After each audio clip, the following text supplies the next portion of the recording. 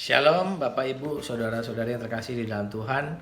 Tanpa terasa kita sudah masuk ke hari yang ke-30 di dalam masa Prapaskah ini. Dan kita akan kembali merenungkan firman Tuhan. Baik Bapak Ibu, kita hari ini akan merenungkan bagaimana atau mengapa Kristus menderita dan mati.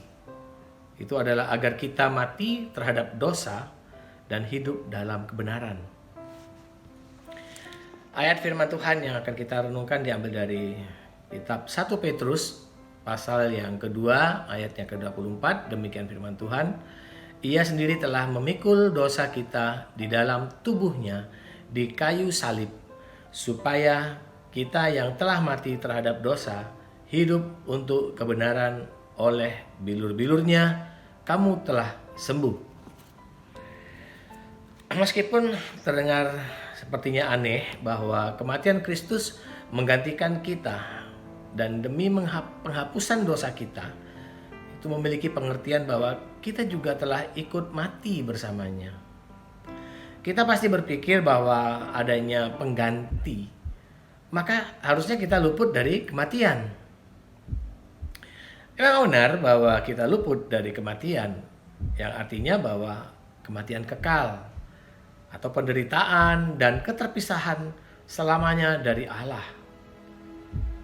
Yesus berkata di dalam kitab Yohanes pasal yang ke-10 ayat yang ke-28, demikian Yesus berkata, "Aku memberikan hidup yang kekal kepada mereka, dan mereka pasti tidak akan binasa sampai selama-lamanya."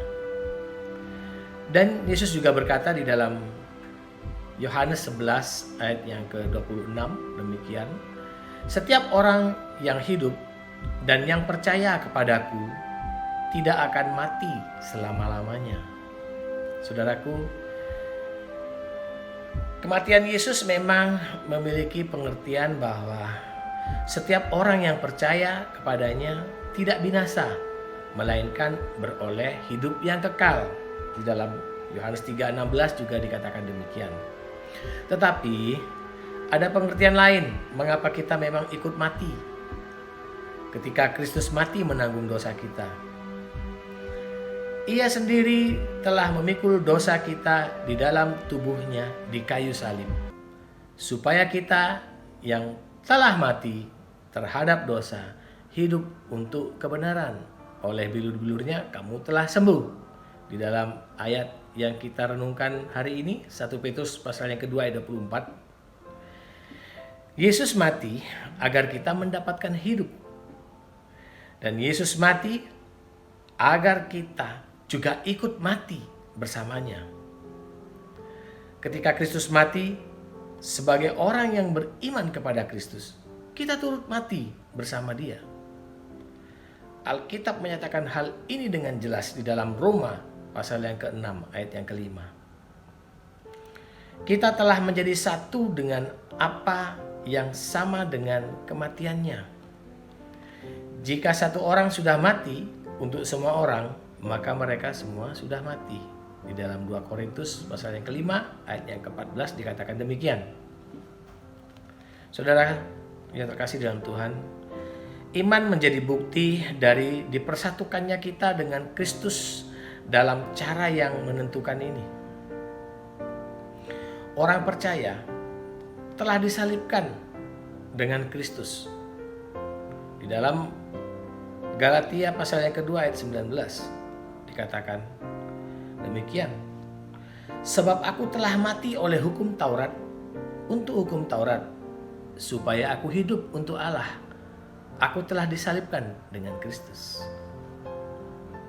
Kita melihat kembali kepada kematian Kristus dan disadarkan bahwa dalam pandangan Allah kita juga berada di sana. Dosa kita ditanggungnya dan kematian yang seharusnya kita alami terjadi pada diri Yesus Kristus. Salah satu arti dari baptisan itu menunjukkan sama dengan kejadian ini. Kematian bersama Kristus. Jadi ketika kita telah dikubur bersama-sama dengan Dia, oleh baptisan dalam kematian. Dikatakan di dalam Roma yang ke-6, Roma pasal 6 ayat yang keempat, bahwa kita telah dikuburkan bersama-sama dengan Dia oleh baptisan dalam kematian. Artinya apa? Di dalam baptisan, air melambangkan kubur. Sehingga ketika kita dibaptis, masuk ke dalam air adalah gambaran kematian.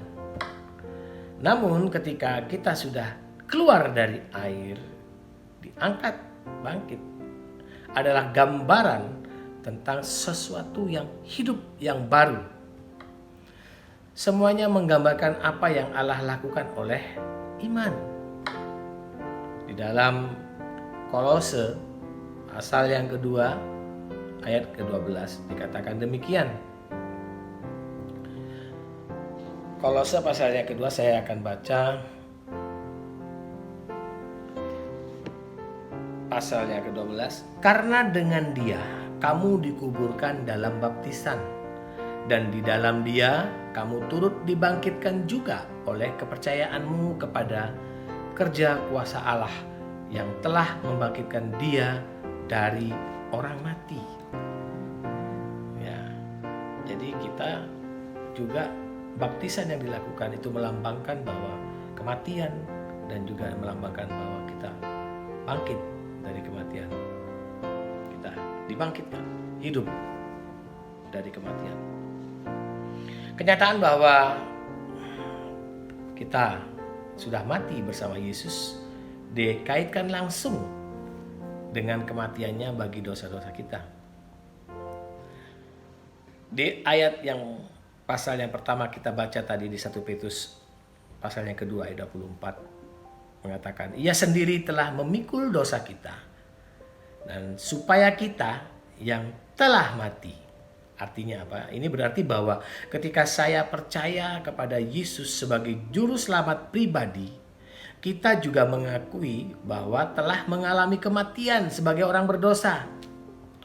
Dosa kita membawa, karena dosa-dosa kita membawa Yesus ke kubur dan membawa saya juga, kita juga bersama-sama dengan Dia. Iman melihat dosa sebagai pembunuh. Dosa telah membunuh Tuhan kita Yesus Kristus dan telah membunuh kita juga. Kita mati karena dosa kita. Oleh karena itu, menjadi orang Kristen berarti mati terhadap dosa.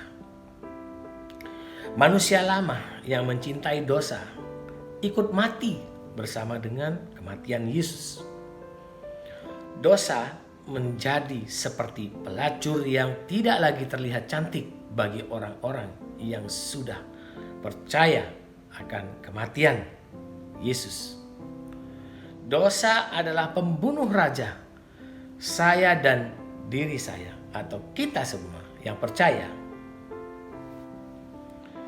Oleh karena itu, orang percaya telah mati terhadap dosa, tidak lagi terjerat oleh daya tariknya.